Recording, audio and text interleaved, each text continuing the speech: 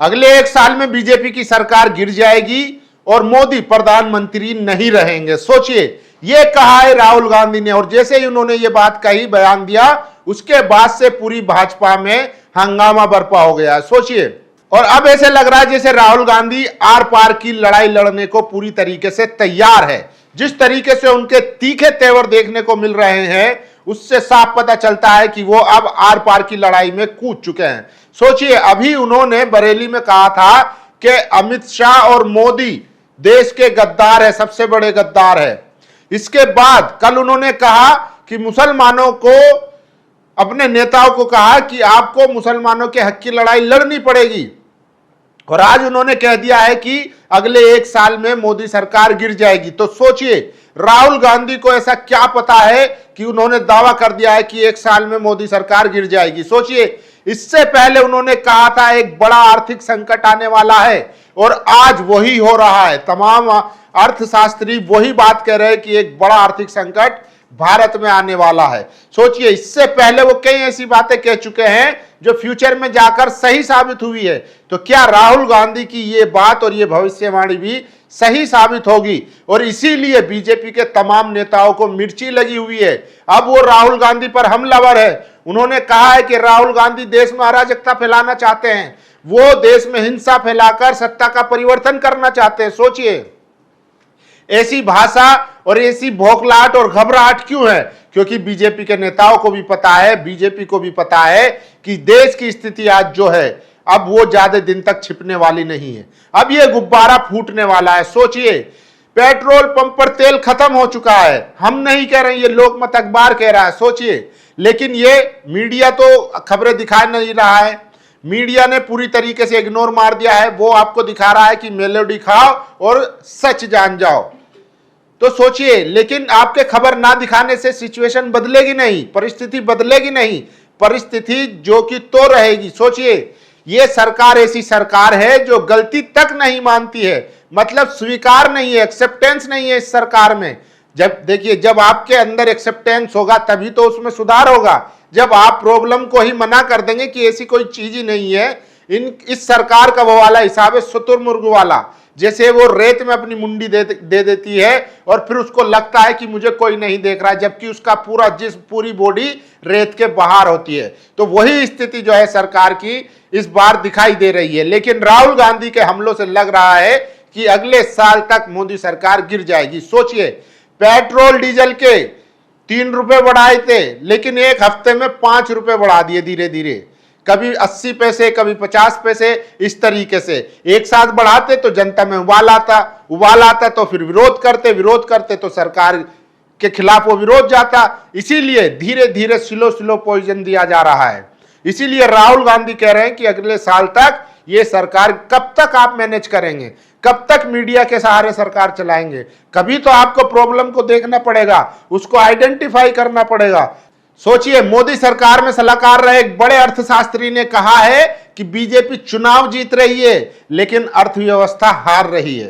सोचिए, इसका क्या मतलब है? इसका मतलब है यानी कि बीजेपी चुनाव तो जीत रही है लेकिन देश की अर्थव्यवस्था कमजोर हो रही है, वो गर्त में जा रही है धीरे धीरे। हम 4थे नंबर की इकोनॉमी थे, आज 6ठे पर आ चुके हैं। सोचिए, मार्को रूबियो भारत आए हुए हैं और वो यहां आकर कह रहे हैं कि भारत ने हमसे वादा किया है कि वो $500 बिलियन का प्रोडक्ट खरीदेगा, गुड्स खरीदेगा। सोचिए, तो क्या भारत अब अमेरिका की कोई कॉलोनी बन चुका है? ऐसा लोग सवाल कर रहे हैं कि वो अमेरिका के कहने पर अपना व्यापार और विदेश नीति तय कर रहा है। सोचिए, लेकिन राहुल गांधी के बयान पर हंगामा मचा हुआ है।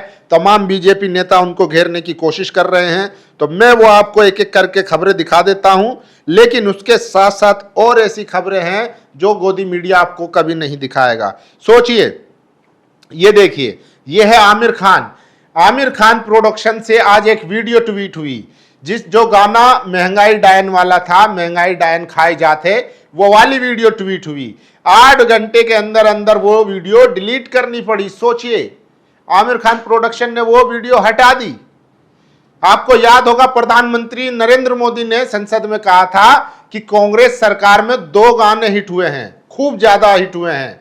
एक तो महंगाई डायन खाए जाते और महंगाई वाला एक और गाना कोई था, कि ये 2 गाने हिट हुए हैं, लेकिन सोचिए हिट वो कांग्रेस की सरकार में हुए हैं, लेकिन हटाए वो बीजेपी सरकार में जा रहे हैं। तो सोचिए, और इतना ही नहीं, कैसे आमिर खान ने भी बीजेपी को सत्ता में लाने में अहम रोल अदा किया है। और सोचिए, जब आपके अंदर इतनी हिम्मत नहीं थी तो आपने वो वीडियो डाली क्यों, और जब डाल दी तो फिर आपने हटाई क्यों। तो ऐसे रीढ़ विहीन हमारे जो है सुपरस्टार हैं, जिनको हम हीरो देखते हैं फिल्मों में, असल में वो उनके अंदर रीढ़ नहीं है, वो सच को सच और हक को हक कहने से डरते हैं। एक एक फोन कॉल में वो ट्वीट हटा देते हैं। सोचिए, क्रांति कुमार ने लिखा है कि जिस तरीके से 2014 से पहले अन्ना आंदोलन जो हुआ था, जिसके बाद बीजेपी सत्ता में आई है, उसमें एक अहम रोल सत्यमेव जयते का भी। आपको याद होगा, सत्यमेव जयते एक रियलिटी शो आता था जिसको आमिर खान होस्ट करते थे। उसमें क्या दिखाया जाता था? महंगाई, भूखमरी, गरीबी, भ्रष्टाचार। और 2014 आते तक, जैसे ही प्रधानमंत्री बने मोदी जी, उसके बाद वो एपिसोड बंद कर दिया गया, वो रियलिटी शो बंद कर दिया गया। और आज तक किसी प्रोड्यूसर की, किसी डायरेक्टर की, किसी नेता की हिम्मत नहीं हुई है कि उस तरीके का कोई रियलिटी शो बना दे। तो सोचिए, इस तरीके से इन्होंने जाने अनजाने में इस देश को बर्बाद करने में अहम भूमिका निभाई है। तो लोग ये भी लिख रहे हैं। और सोचिए, और देखिए, राहुल गांधी को संबित पात्रा कह रहे हैं कि इस वक्तव्य से स्पष्ट होता है कि राहुल गांधी अराजकता के माध्यम से सरकार गिराने की साजिश रच रहे हैं, लेकिन देश की जनता उनकी इस साजिश को कभी सफल नहीं होने देंगी। मोदी सरकार को 140 करोड़ देशवासियों का अटूट विश्वास और आशीर्वाद प्राप्त है। इनको सारा आशीर्वाद इन्हीं को प्राप्त है। उस पर राजीव निगम ने जो रिप्लाई दिया है संबित पात्रा को, वो आपको सुनना चाहिए।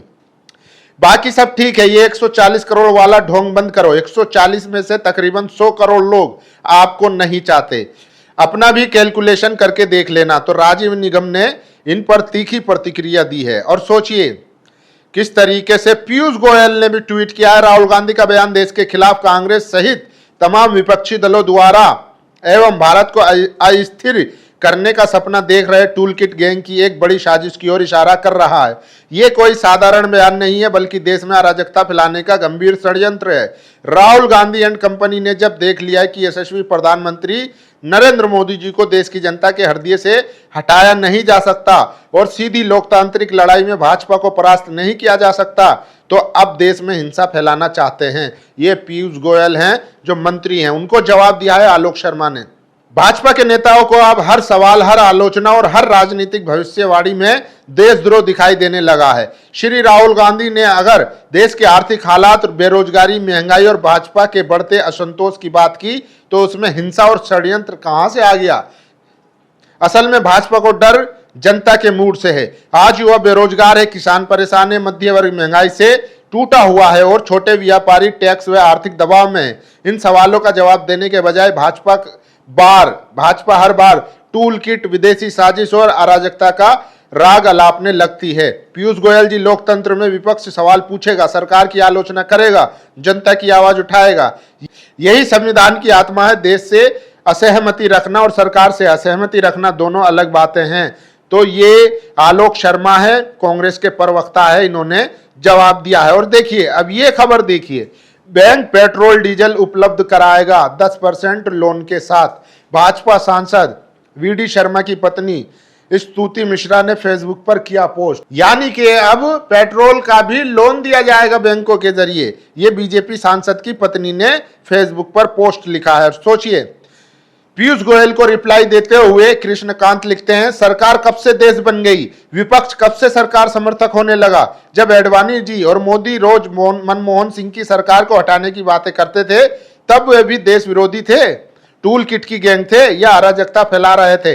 इस तरीके की बातें करके आप ये साबित कर रहे हैं कि आप खुद मंत्री पद के काबिल नहीं हैं, आपको लोकतंत्र की बुनियादी समझ नहीं है।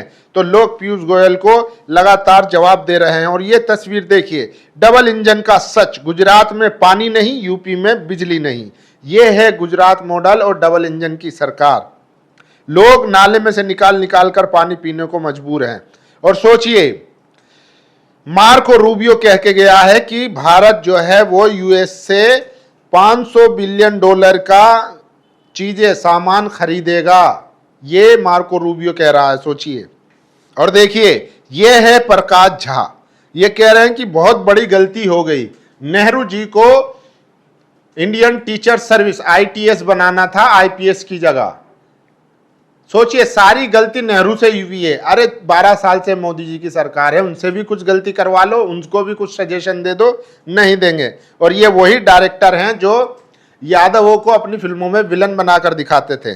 अब इनको नहीं दिखता कि बिहार में खासकर किस तरीके से गुंडई चल रही है और अराजकता फैली हुई है। इनकी सारी क्रिएटिविटी जो है वो बहुजन जब मुख्यमंत्री होते हैं या बहुजन सरकारें होती हैं तभी दिखती है, लेकिन जब जैसे बीजेपी की सरकार आई तब इनकी सारी क्रिएटिविटी और सारा गंगा जल गुंडा राज सब खत्म हो गया। तो इसी तरीके से लोग जो हैं सवाल पूछ रहे हैं। और देखिए, राहुल गांधी ने कहा है हिंदू मुस्लिम नहीं, अमीरी गरीबी के मुद्दे पर होगी असली लड़ाई। राहुल गांधी खुलकर जो है वो मोर्चा खोल चुके हैं। और ये तस्वीर देखिए, इंदौर की जनता पानी की कमी से त्राहिमाम कर रही है। भीषण गर्मी में सड़क पर लेटकर जनता दरोगा जी से पानी का इंतजाम करने की गुहार लगा रही है। दरोगा जी के घर खुद की कई दिनों से पानी नहीं आया है। ये तस्वीरें भी आपको देखनी चाहिए कि पानी के लिए किस तरीके से लोग हताश से परेशान है। और देखिए, पीयूष जी, सरकारें आती जाती रहती है, ये भाजपा के शीर्ष नेता रहे अटल बिहारी वाजपेयी जी ने ही कहा था। तो मोदी सरकार कोई अनोखी नहीं है, ये सरकार भी जल्दी जाएगी, जनता की कुर्सी उतरेगी, यही लोकतंत्र का नियम है। तो पीयूष गोयल को जो है लोग घेर रहे हैं। और अजय कुमार लल्लू ने लिखा है, यशस्वी प्रधानमंत्री जानते भी हैं कि यशस्वी का मतलब क्या होता है, जो अडानी के लिए देश को बेच दे, देश की विदेश नीति को तबाह कर दे, भारत की संप्रभुता को सड़क पर लाकर खड़ा कर दे, उसे आप यशस्वी बोल रहे हैं। नरेंद्र मोदी ने अपने कृत्यों को क्षुद्र स्वार्थ के कारण भारत के प्रधानमंत्री के पद की गरिमा को चौराहे पर लाकर खड़ा कर दिया है। तो अजय कुमार लल्लू जो हैं उन्होंने भी हमला बोला है। और देखिए, यह है बीजेपी के सांसद रवि किशन, कह रहे हैं कि प्रधानमंत्री को घूमने दीजिए, फ्री माइंड रहने दीजिए, वो काम करके थक जाते हैं, इसलिए उनका घूमना सबसे ज्यादा जरूरी है। और सोचिए, महंगाई कमर तोड़ रही है लेकिन मोदी सरकार सोई हुई है। मोदी जी महंगाई खत्म करने की बात करते थे, वो सब कुछ नहीं कर पाए, उल्टे जनता और गरीब हो गई, रोजी रोटी पर बनी हुई है। तो ये सबसे ज्यादा खबरें हैं। और ये वो वीडियो है जिसको आज आमिर खान प्रोडक्शन ने ट्वीट किया था, लेकिन शाम होते होते इस वीडियो को हटा लिया गया है। बाकी आप लोगों की क्या राय है, आप लोग अपनी राय जरूर दीजिए। शुक्रिया। नेशनल दस्तक की आपसे गुजारिश है कि अगर इसको बचाना चाहते हैं तो नेशनल दस्तक को सब्सक्राइब करने के लिए रेड कलर के सब्सक्राइब बटन को दबाएं, फिर बेल आइकन की घंटी दबाएं। नेशनल दस्तक को बचाने के लिए बहुत जरूरी है कि हर खबर को शेयर करें, लाइक करें, कमेंट जरूर करें।